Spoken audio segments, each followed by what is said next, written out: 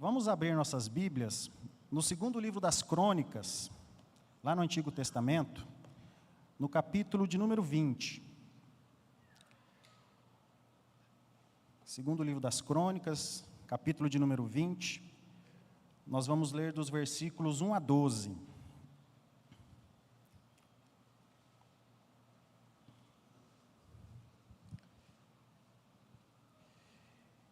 E depois que nós lermos o texto, eu peço a gentileza dos irmãos não fecharem a Bíblia, para nós continuarmos acompanhando esse texto. É importante nós ouvirmos a palavra de Deus com a Bíblia aberta, para sempre conferirmos se o que está sendo dito é o que realmente está na palavra de Deus. Então permaneça com a sua Bíblia aberta. Segundo Crônicas, capítulo 20, do versículo 1 a 12, diz assim: Depois disto, os filhos de Moabe e os filhos de Amon, com alguns dos meunitas, vieram para fazer guerra contra Josafá. Então vieram alguns que avisaram Josafá, dizendo: Uma grande multidão está vindo contra Judá, do outro lado do Mar Morto, da Síria, e eis que eles estão em Hazazon Tamar, que é em Gedi. Então Josafá teve medo e decidiu buscar o Senhor, e proclamou um jejum em todo Judá. Judá se congregou para pedir socorro ao Senhor. Também de todas as cidades de Judá veio gente para buscar o Senhor. Josafá pôs-se em pé na congregação de Judá e de Jerusalém, na casa do Senhor, diante do pátio novo, e disse: Ó Senhor, Deus de nossos pais, não és tu o Deus nos céus? Não és tu que dominas sobre todos os reinos dos povos? Na tua mão está a força e o poder, e não há quem te possa resistir. Ó nosso Deus, acaso não expulsaste os moradores desta terra de diante do teu povo de Israel, e não a deste para sempre a posteridade de Abraão, teu amigo? Eles têm morado nela, e nela edificaram um santuário ao teu nome, dizendo: Se algum mal nos sobrevier, espada, juízo, peste ou fogo, nós nos apresentaremos diante deste templo e diante de ti, pois o teu nome está neste templo, e clamaremos a ti na nossa angústia, e tu nos ouvirás e livrarás. E agora eis que os filhos de Amon e de Moabe, e os do monte Seir, cujas terras não permitiste a Israel invadir, quando vinham da terra do Egito, mas deles se desviaram e não os destruíram, eis que eles estão nos recompensando assim, estão vindo para nos expulsar da tua propriedade, que nos deste em herança. Ó nosso Deus, acaso não executarás o teu juízo contra eles? Porque em nós não há força para resistirmos a essa grande multidão que vem contra nós. Não sabemos o que fazer, mas os nossos olhos estão postos em ti. Eu quero ler novamente, meus irmãos, só o versículo 12. Ó nosso Deus, acaso não executarás o teu juízo contra eles? Porque em nós não há força para resistirmos a essa grande multidão que vem contra nós.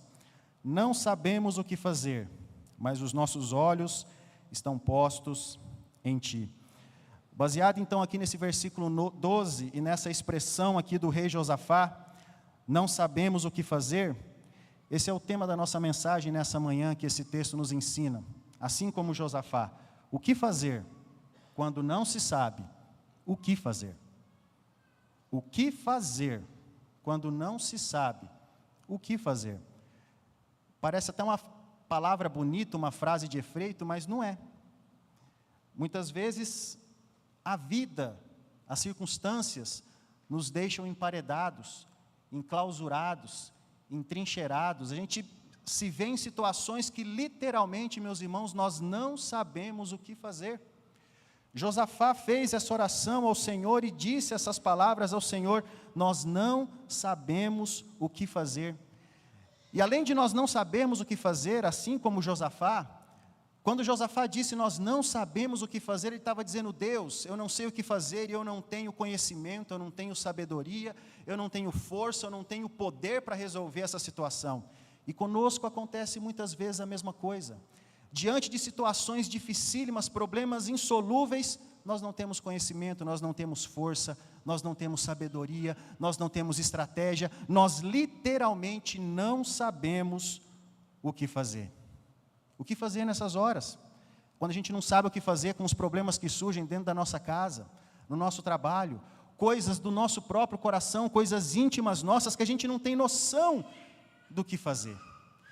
E parece que quanto mais a gente luta, quanto mais a gente se esforça, quanto mais a gente tenta resolver, baseado na nossa própria força e entendimento, pior fica. Então esse texto vai nos dar alguns princípios interessantes sobre o que nós precisamos fazer quando nós não sabemos o que fazer.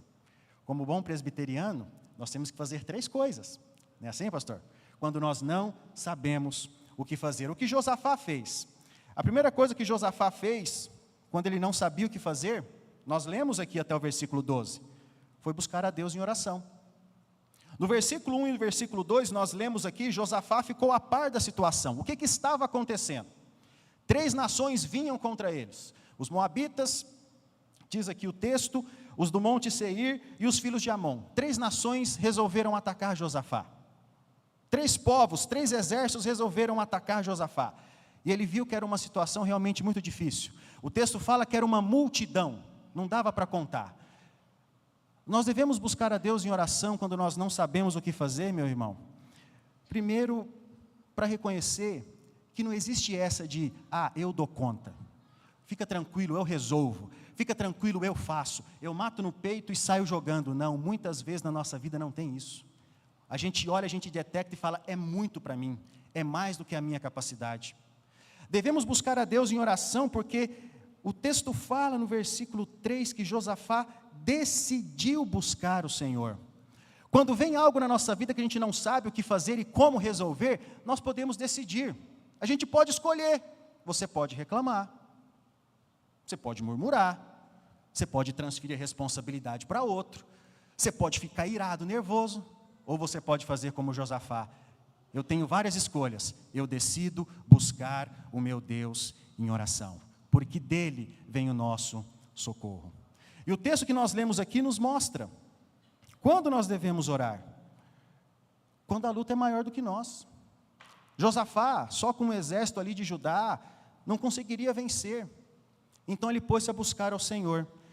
Você já parou para pensar, meus irmãos, que as melhores orações, melhores orações que você faz, que os momentos que você mais se quebranta na presença de Deus, é quando vem a crise. As verdadeiras orações, as verdadeiras reuniões de orações, elas brotam com muito mais fervor, verdade e sinceridade no ventre da crise. Quando está difícil, quando você não consegue, quando você vê a sua pequenez e a sua impossibilidade. Josafá então se pôs a buscar o Senhor. Você já viu você ser renovado quando está tudo bem na sua vida? Você já viu a igreja se reunir para orar quando está tudo bem, quando não tem problema nenhum? Quando isso aconteceu com Josafá, quando ele viu a sua impotência, a sua incapacidade, que ele estava encurralado, ele decidiu buscar ao Senhor. E é essa decisão que nós temos que ter. Quando que a gente tem que orar? Josafá nos mostra, esse texto aqui nos mostra, quando o inimigo nos ataca. E como o presbítero Pérez falou agora há pouco, nós, como filhos de Deus, como igreja, nós estamos sendo atacados, irmãos? Estamos sendo atacados? Por pessoas malignas que muitas vezes querem destruir a igreja, mas nós sabemos que não vão conseguir. Estamos sendo atacados por uma mídia que a todo custo quer colocar na nossa vida, principalmente nos nossos filhos, valores anti-Deus e contrários à palavra de Deus. Sim, nós estamos sendo atacados, então é momento de nós orarmos. E o interessante é que no texto que nós lemos, que Josafá, quando ele faz a oração, ele convoca todo Judá. Tem momentos, como Jesus ensinou, que a oração é particular, é lá dentro do seu quarto, o seu pai está te vendo, mas tem momentos que a oração ela tem que ser pública, a igreja é convocada para orar junta, para estar junta, porque o inimigo tem que saber que quando ele ataca a igreja, o povo de Deus se reúne para buscar a Deus em oração. Josafá chamou todo Judá. Quando a gente tem que orar? Quando a gente fica com medo, porque o versículo 3 fala que Josafá ele teve medo. Tem medo que nos afasta de Deus e nos leva à incredulidade. Sim, é verdade. Mas o medo, tem um medo que te empurra para os braços do Onipotente. O medo que te empurra para os braços do Onipotente é quando você confessa, meu Deus, eu não tenho força, eu não sei o que fazer, eu não tenho capacidade. Então você se lança nos braços do Senhor. Ter medo, meu irmão, não é ter ausência de fé. Você tem medo, você não tem fé. Não, se você tem medo é a prova de uma única coisa, você é humano. Nós sentimos medo, nós temos medo, Mas mesmo quando estamos com medo, como Josafá, a gente decide buscar ao Senhor. Quantas e quantas vezes na Bíblia o Senhor fala para nós: não temas, não temas, não temas. E quando Deus fala não temas, no contexto é porque o povo estava com medo. Josafá nos mostra aqui quando nós devemos orar. Quando, meus irmãos, a gente não sabe o que fazer. Quando a gente não sabe o que fazer, nós precisamos orar. Quando as crises aparecem, quando surge algo que nós não conseguimos resolver. E o grande problema é esse, né? O grande problema é esse. Além da gente não saber o que fazer, a gente não tem forças para resolver. Então nós precisamos buscar a Deus em oração. Nesse texto, nesse trecho do texto que nós lemos, nós vemos aqui a oração que Josafá fez. E oração é isso, é unir a minha incapacidade com o poder do Todo-Poderoso. Oração é isso, é eu colocar diante de Deus toda a minha fragilidade, toda a minha incompetência, toda a minha pequenez, diante do Deus que é o Todo-Poderoso e que pode todas as coisas. Oração, meu irmão, assim como Josafá é isso, quando ele disse, os nossos olhos estão postos em ti, ele está falando, olha, eu não sei se vai, eu não consigo ver uma saída, eu não tenho uma saída, mas o meu Deus, ele tem todas as saídas que eu preciso. Você busca a Deus em oração, porque quando você olha os seus recursos, você fala, eu não tenho mais recurso nenhum, mas os recursos do céu estão plenamente disponíveis para a sua vida. Então você ora a Deus. Josafá buscou ao Senhor em oração. E como Josafá buscou a Deus em oração? Nós lemos aqui no texto, no versículo 3 fala que ele apregoou um jejum em todo Judá. Jejum, principalmente no Antigo Testamento, é sinal de quebrantamento, humilhação, dependência. Quando na nossa vida a gente não sabe o que fazer, meu irmão, não tem lugar mais para orgulho, não tem lugar para altivez, não tem lugar para soberba, bater no peito, não tem. E se a gente vê no versículo 4, a gente vê que Josafá pediu socorro ao Senhor. Quando na sua vida você pede socorro? Quando você está numa situação o quê? Que você não consegue reverter, que você não consegue resolver. Então Josafá reuniu Judá para pedir socorro ao Senhor. Quando a gente vê que está em perigo, quando a gente vê que está ameaçado, quando a gente vê que não consegue, a gente se humilha diante de Deus, a gente pede socorro ao nosso Deus. Como Josafá orou, e como a gente deve orar quando a gente não sabe o que fazer? Se nós lermos aqui o versículo 6, Josafá começa engrandecendo a Deus, falando que Deus ele tem o domínio sobre todas as coisas, que nada pode resistir ao Senhor. É interessante, você compara com a oração do Pai Nosso, como Jesus nos ensinou ali a orar. Pai nosso que estás no céu, santificado seja o teu nome, venha o teu reino. No começo da oração, engrandece a Deus, exalta a Deus, louva a Deus. Quando você vai orar ao Senhor e você não sabe como resolver as coisas na sua vida, ore, mas comece a oração engrandecendo ao Senhor. Comece a oração declarando que Ele é maravilhoso, que Ele é majestoso, que Ele é exaltado, que Ele é soberano, assim como Josafá. A gente tem o costume de já começar pedindo, né? Senhor, eu preciso disso. Comece a orar, engrandecendo ao Senhor. E Josafá ele faz algo aqui muito, muito interessante, a partir do versículo 7. E esse princípio nós temos que ter em mente quando a gente for orar ao Senhor. Já parou para pensar que um dos grandes problemas da nossa vida é o seguinte: eu vou orar, mas dá 3 minutos não tem mais assunto? Não, eu vou orar, deu 2 minutos, acabou a oração. Já orei. Josafá aqui nos mostra algo interessante. Assim como Josafá, quando você for orar, ore agarrado na palavra e nas promessas de Deus. Aqui o que Josafá está relembrando, quando o templo ele foi consagrado, inaugurado por Salomão, isso também está no segundo livro das Crônicas, capítulo 6 e capítulo 7, Salomão orou ao Senhor, dizendo: Senhor, nós vamos estar nesse local, quando nós estivermos passando por problemas, quando nós estivermos passando por dificuldade, e eu creio que o Senhor vai nos ouvir. Salomão fez oração. Depois no capítulo 7 de 2 Crônicas, Deus ele vai responder aquela oração de Salomão, dizendo o quê?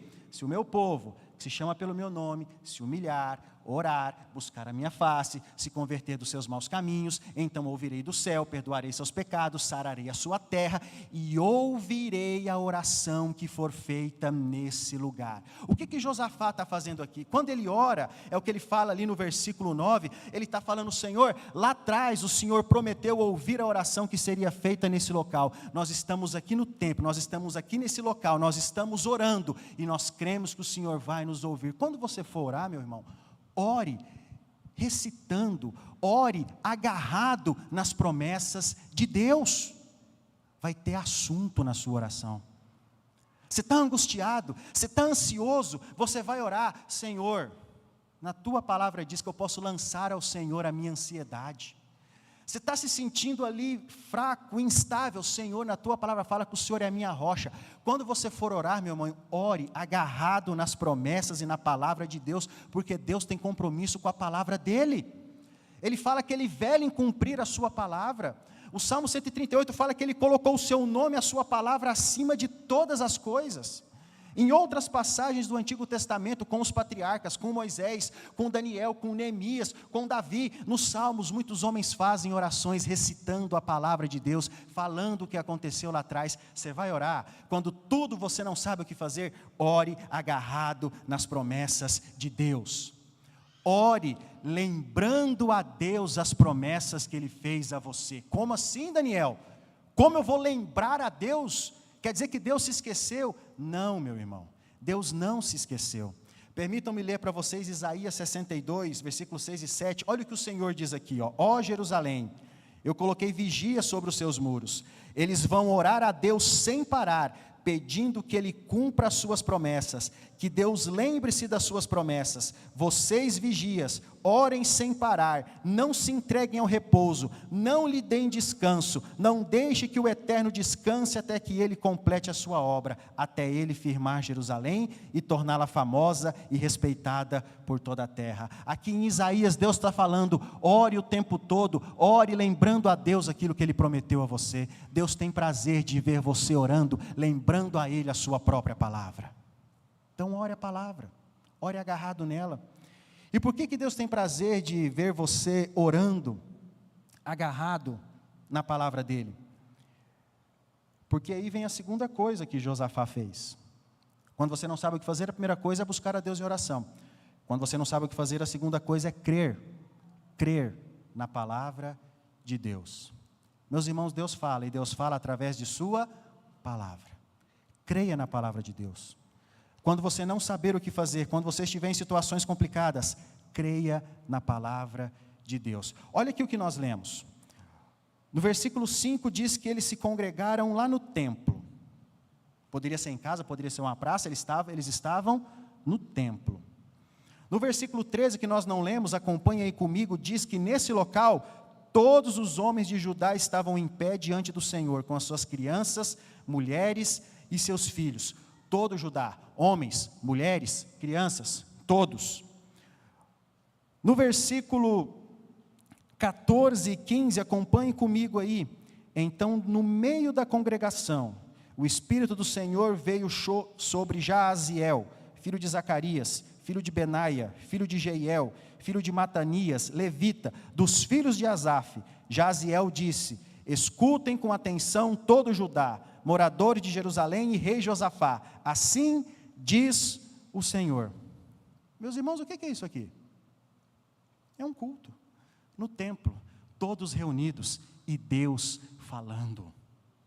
Deus fala e fala através da sua palavra. A importância de nós estarmos sempre reunidos para ouvir o Senhor falar. Quando você estiver num momento enclausurado, emparedado, meu irmão, não suma do templo, venha para o templo, porque aqui você se reúne com seus irmãos e aqui Deus fala através da sua palavra. Josafá estava ali, todo Judá estava ali, pronto, ouvindo o Senhor falar. O povo buscou, Deus respondeu. O povo buscou, Deus falou. Isso é um culto.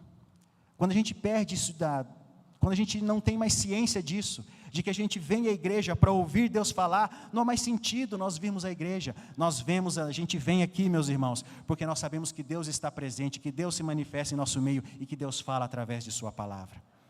E qual foi a palavra de Deus para Josafá e para todo Judá? A continuação do versículo 15.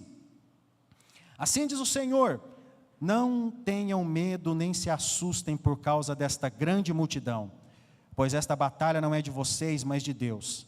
Amanhã vocês irão ao encontro deles, e eis que eles virão pela ladeira de Ziz, e vocês os encontrarão no fim do vale, em frente do deserto de Jeruel. Nesse encontro vocês não precisarão lutar. Tomem posição, fiquem parados, e vejam a salvação que o Senhor lhes dará, ó Judá e Jerusalém. Não tenham medo nem se assustem. Amanhã saiam ao encontro deles, porque o Senhor estará com vocês. O problema é maior do que nós. A gente não consegue resolver. Qual que é a palavra para nós? Uma palavra de consolo, uma palavra de refrigério, uma palavra de descanso, uma palavra de conforto. Quando a gente não sabe o que fazer, não tem estratégia, não sabe como vai ser, Deus ele vem ao nosso encontro, acalmando o nosso coração, falando: calma meu filho, eu sou com você, eu vou te ajudar, eu vou te abençoar. E baseado naquilo que Deus disse para Josafá, nesses versículos que nós lemos, nós temos que entender duas verdades pela palavra de Deus.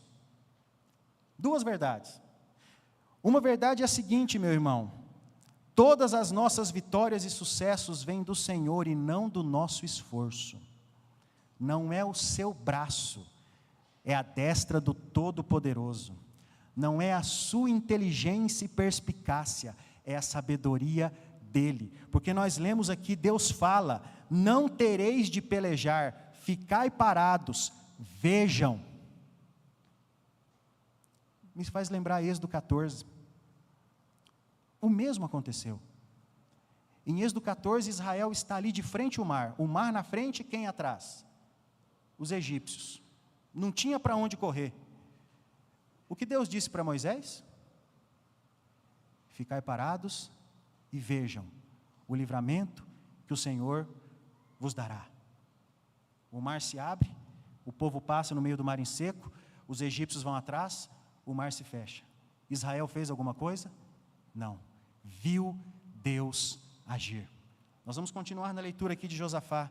Muitas vezes, quando nós não sabemos o que fazer, e quando surgem essas situações, esses momentos em sua vida, meu irmão, é um prelúdio que Deus vai fazer algo maravilhoso a seu favor e também em você. Então, as nossas maiores vitórias, elas não vêm do nosso esforço, mas elas vêm da mão do Senhor. Israel diante de Jericó, aquelas muralhas imensas, foram eles que derrubaram aquelas muralhas? Não, foi a mão do Todo-Poderoso. Nós podemos crer no nosso Deus, nós podemos crer que esse Deus é maravilhoso. Quando você lê Isaías 40, fala que ele mediu os céus a palmos, fala que as nações para ele são como um pó fino que cai numa balança, fala que os reinos do mundo para ele são como um vácuo, como um nada, meu irmão. Esse é o nosso Deus. Então nós podemos descansar e crer que as vitórias da nossa vida não vêm dos nossos esforços, mas da bondade, da misericórdia e do poder dele sobre as nossas vidas. Uma outra verdade que nós temos que ter em mente, baseada aqui nessa palavra de Deus para eles, eu vou ler de novo aqui, o finalzinho do 17: amanhã saiam ao encontro deles, porque o Senhor estará com vocês. No texto não está escrito: amanhã vocês vão pelejar, porque vocês são fortes e maravilhosos. Não, a gente enfrenta situações difíceis da nossa vida, e nós podemos enfrentá-las, porque o texto fala 3 vezes: amanhã vocês vão contra eles. A gente enfrenta porque Deus está conosco. Porque se Deus não estiver conosco, meu irmão, nós não vamos conseguir vencer, porque Deus está conosco. Se Deus é por nós, o que diz a Bíblia? Quem será contra nós? Você é mais que vencedor, porque o Deus Todo-Poderoso está presente e está com você na sua vida. O povo ouviu essa palavra. O povo ouviu o que Deus disse. E o que acontece quando a gente ouve a palavra de Deus? O versículo 18 vai dizer: então Josafá se prostrou com o rosto em terra, e todo Judá e os moradores de Jerusalém também se prostraram diante do Senhor e o adoraram. Deixa eu te fazer uma pergunta. Até esse momento, as 3 nações já haviam sido derrotadas? Não. Ainda estavam lá sitiando, esperando para atacar. Até esse momento o inimigo havia sido desbaratado? Não. Mas Josafá, depois de ouvir a palavra de Deus, adorou o Senhor. Você dá graças a Deus pelo que Deus faz. Você adora a Deus pelo que Deus é. Quanto mais você ouve a palavra, meu irmão, mais você vai aprender a adorá-lo. Porque a sua adoração não estará condicionada com o que acontece na sua vida, mas a sua adoração estará condicionada com o Deus que você serve. Até aqui as nações não haviam sido derrotadas, mas Josafá adorou. Deus falou que estaria conosco, e promessa de Deus e realidade simplesmente são a mesma coisa, porque se Deus falou, Ele é fiel para cumprir. Ele já adorou ali. E o interessante desse texto também no versículo 18, é que diz que eles adoraram como? Prostrados. Se você voltar no início do capítulo, no versículo 5, Josafá e o povo estavam de pé. No versículo 13 também fala que Josafá e o povo estavam de pé. Mas depois que Deus falou com eles, eles adoraram prostrados. Quando Deus fala conosco, quando Deus fala ao nosso coração, quando Ele nos instrui na palavra dEle, meu irmão, a gente se prostra. Diante de Deus não tem lugar para peito estufado, pombo. Diante de Deus não tem o pavão que fica se exibindo. Diante de Deus eu me prostro, porque Ele falou e eu me prostro. Quando a gente ouve a palavra, Josafá se prostrou. E um outro resultado, olha o versículo 20. Na manhã seguinte levantaram cedo e foram para o deserto de Tecoa. Ao saírem, Josafá se pôs em pé e disse: escutem, povo de Judá e moradores de Jerusalém, creiam no Senhor seu Deus e vocês estarão seguros, creiam nos seus profetas e serão bem-sucedidos. Segurança. Ouvir a palavra de Deus nos traz segurança. Deus está comigo. Deus está comigo. A palavra do Senhor, ela está comigo. Meus irmãos, nós precisamos crer na palavra de Deus. É a palavra de Deus para o seu povo. Lembra, estavam os homens, as mulheres e as crianças. As bênçãos da palavra de Deus, os benefícios da palavra de Deus, o conforto da palavra de Deus, a alegria da palavra de Deus, é para todo o seu povo. Não é só para os líderes, não é só para os presbíteros, não, é para todo o seu povo. São para os homens, para as mulheres, para as crianças, para os adolescentes, para todo o seu povo. A palavra de Deus é para nós. Essa segurança, as bênçãos da palavra de Deus são para os filhos, para nós. Josafá então creu naquilo. Depois de nós ouvirmos a palavra de Deus, o versículo 19 fala: os levitas dos filhos de Coate e dos coraitas se levantaram para louvar o Senhor, Deus de Israel, em voz bem alta. Depois que você ouve a palavra, você louva a Deus. E eu faço a mesma pergunta: até aqui os inimigos haviam sido derrotados? Não, já estavam louvando a Deus. Até aqui os inimigos já haviam sido desbaratados? Não, mas eles já estavam louvando a Deus. O que vale para a adoração, também vale para o louvor. O seu verdadeiro louvor virá depois que você ouvir a palavra, não baseado no que vai acontecer, mas baseado na palavra de Deus e no que Deus pode e é na sua vida. Então vem a terceira atitude. Quando você não sabe o que fazer, você busca a Deus em oração, você crê na palavra de Deus, e você aprende verdadeiramente a louvar a Deus. Você não louva a Deus porque o problema foi resolvido. Você louva a Deus para o problema ser resolvido. Você não louva a Deus depois que você obteve vitória. Você louva a Deus antes da sua vitória. Vamos ver o texto? Versículo 21. Olha que coisa tremenda. Depois de se aconselhar com o povo, Josafá designou os que deveriam cantar ao Senhor, vestido de ornamentos sagrados e marchando à frente do exército, deveriam louvar a Deus dizendo: deem graças ao Senhor, porque a sua misericórdia dura para sempre. Você lê isso aqui e você fala: isso é uma loucura. Josafá colocou os cantores na frente do exército. Não tem guerreiro, tem cantor. Não tem arma, tem instrumento musical. Para o homem natural isso é o que, meus irmãos? Loucura. Como Paulo fala aos Coríntios, para o homem natural isso é loucura, isso é idiotice. Como pode uma coisa dessa? Mas para nós que somos espirituais e que discernimos bem tudo, como Paulo mesmo fala nesse texto, nós podemos, meus irmãos, Antes de vencer a batalha, nós já podemos louvar e bendizer o nome do Senhor. O louvor é uma arma de guerra. Paulo fala aos Coríntios: nós andamos na carne, mas não lutamos segundo a carne. Porque as armas da nossa batalha, da nossa milícia, não são carnais, mas espirituais, poderosas em Deus. O louvor é uma arma espiritual que nós temos. E aqui Josafá coloca os cantores à frente, e continua dizendo no texto, agora o versículo de número 22, que diz: no momento em que eles começaram a cantar e dar louvores, o Senhor pôs emboscada contra os filhos de Amon e de Moabe, e os do monte Seir que vieram contra Judá e foram derrotados. Porque os filhos de Amon e de Moabe se levantaram contra os moradores do monte Seir para os destruir e exterminar. E quando eles tinham acabado com os moradores de Seir, atacaram e destruíram uns aos outros. Quando você louva a Deus antes, você já louva a Deus antes, porque Ele já falou com você. O louvor, meu irmão, olha como esse texto aqui, ele é maravilhoso. Confunde o seu inimigo. Eles se atacaram e se mataram. Todos estavam reunidos para atacar o povo de Deus, eles atacaram uns aos outros. Uma loucura total. Josafá e Judá não levantou uma espada. E vamos voltar aqui ao versículo de número 22. Por que o louvor é tão importante? Quando Deus começou a confundir aqueles inimigos da vitória para o seu povo. Vou ler de novo 22. No momento em que eles começaram a cantar e dar louvores, o Senhor pôs emboscadas contra os filhos de Amon e de Moabe.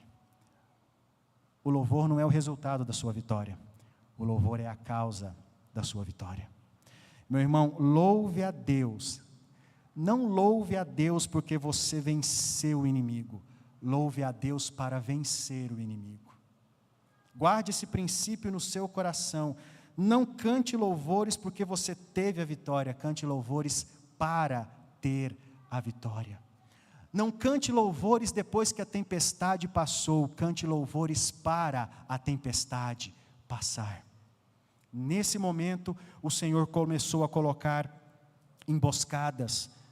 E eles se mataram mutuamente. Não levantaram uma espada. Parece até chocante o que vou dizer aqui. Não fizeram, humanamente falando, absolutamente nada. As armas espirituais.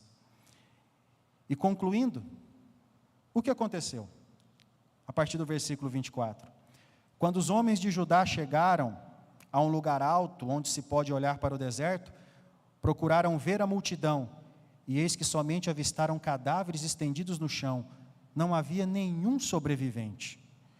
Josafá e o seu povo foram saquear os despojos e acharam entre os cadáveres riquezas em abundância e objetos preciosos.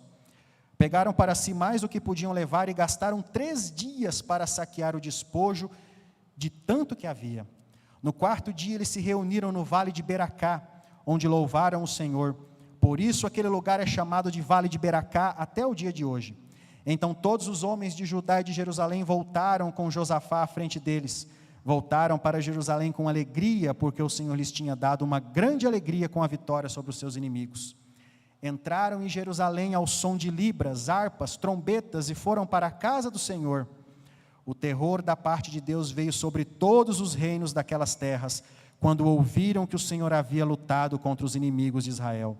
Assim o reino de Josafá teve paz, porque Deus lhe deu repouso por todos os lados. Quando você não sabe o que fazer, e você busca o Senhor em oração, você ouve a palavra do Senhor, você louva a Deus, olha o que o texto diz, no versículo 24, cadê os inimigos? Cadê a multidão? Estava lá? Sim. Como? Nenhum sobrevivente. Nenhum sobrevivente. Quando você não sabe o que fazer e você segue os princípios da palavra de Deus, como nós lemos aqui no versículo 26, eles estavam num vale, ali em Engedi, que a gente leu lá no começo, mas depois chamaram aquele lugar de Vale de Beracá, que significa louvor ou bênção. Nossa versão atualizada fala Vale da Bênção. aquele vale onde estavam aqueles inimigos, que estavam prontos para destruir Jerusalém, que estavam afligindo e ameaçando Josafá, aquele vale mudou de nome, foi batizado com outro nome, agora é o vale da bênção. Muitas vezes, meus irmãos, aquilo que nos aflige, que a gente não sabe o que fazer, que é o nosso vale de sofrimento e dor, Deus é tão poderoso que Ele pode transformar aquele vale no vale da sua bênção. Aquele problema que te causa tanta angústia, tanto problema, tanto sofrimento, Deus pode mudar essa situação, porque Ele é poderoso. O texto continua dizendo, aqui no versículo 27, que eles voltaram com alegria, porque o Senhor lhes tinha dado uma grande alegria. Depois que tudo é resolvido, nós nos alegramos, mas não nos alegramos porque nós somos os melhores, nos alegramos porque Deus cuida de nós, Ele é o motivo da nossa alegria. Josafá estava no templo quando ele estava orando, quando ele estava ameaçado e emparedado, e como nós lemos aqui no versículo 28, depois ele estava no templo novamente, louvando e bendizendo a Deus. O texto que começa com Josafá ameaçado, entrincheirado, cercado por todos os lados e com medo, termina dizendo que ele estava em paz, porque Deus lhe deu repouso por todos os lados. Muitas vezes nós não sabemos o que fazer. Busque a Deus, creia na palavra de Deus, louve ao Senhor. A ameaça vai se transformar em paz, porque o nosso Deus cuida de nós. Amém, meus irmãos? Vamos orar? Senhor, nós te agradecemos pela tua santa e bendita palavra. Te agradecemos porque o Senhor cuida de nós. Te agradecemos porque quando passamos por situações difíceis e insolúveis, o Senhor está conosco. Te agradecemos que a tua palavra fala que o que faz a diferença nas nossas vidas é a ação do Senhor, é o braço do Senhor, é a mão do Senhor cuidando de nós, nos amparando e nos protegendo. Nós te louvamos, ó Pai. Nós bendizemos ao Senhor pela sua palavra, pelo consolo que o Senhor traz aos nossos corações. Ajuda-nos a sempre crer na tua palavra, sempre agirmos de acordo com o que nela está escrito, para que nós possamos principalmente ver o teu agir nas nossas vidas e para que nós sempre glorifiquemos ao Senhor em nossas vidas. Assim nós oramos, Pai, em nome de Jesus. Amém.